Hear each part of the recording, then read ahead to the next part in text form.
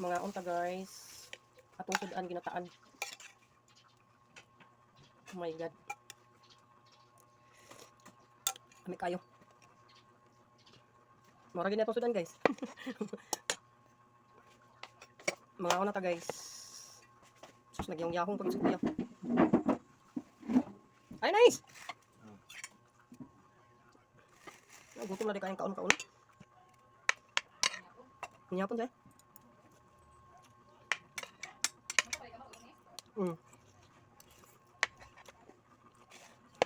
Magkutsara ka kay sabaw man. Gamay tamis ba? Tabang? Ha? Dago na kaya sinawag butangan ni, pero lamig man. Pero lang kakuam. Hindi mo kami itong sukan. Pagpal ito. Ayaw mo. Ay, kami na. Ganito na eh. Huwag yun nagdadari, di ka malingkod. Sa yung gali. Ay, ito eh.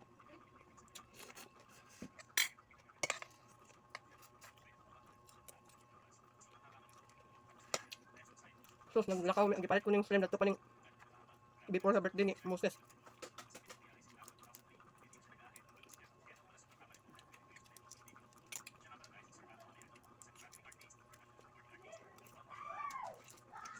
Namin magandang gataan.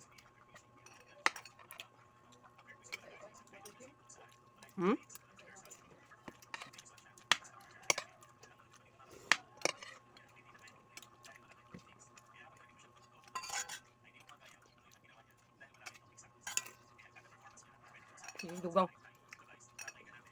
Pag ngisin na to.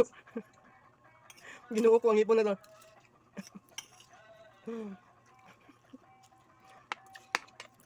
Bayan na na magkamunggay-kamunggay itong ngipon na. Masalami ang sa una kay sawayan, magudin nila ang kamunggay. Kadamdam ko sa unang panahon, mga late 90s. Pag kamunggay mo sa ano, kamunggay mo sa ano. Muna mga bata sa una, maulaw. Kung kaong kamunggay, mapilit lang isang ngipon. May gani karon nabalik ra pud ang atong pagka-health conscious. Balik lagi sa kamunggay. Kaya dito naman ta paingon sa paminti hotdog.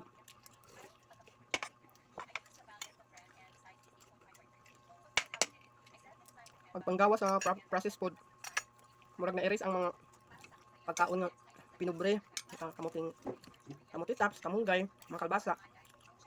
Pagpanggawa sa mga sakit, balik dito sa basic.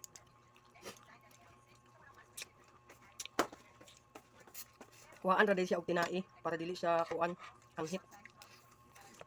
Kuhaan ako tinai. Init ka. Dapat day before ibutang sa rep, kuhaan mo tinai daan ang shrimp para dito lang luto. Piso kan gatak.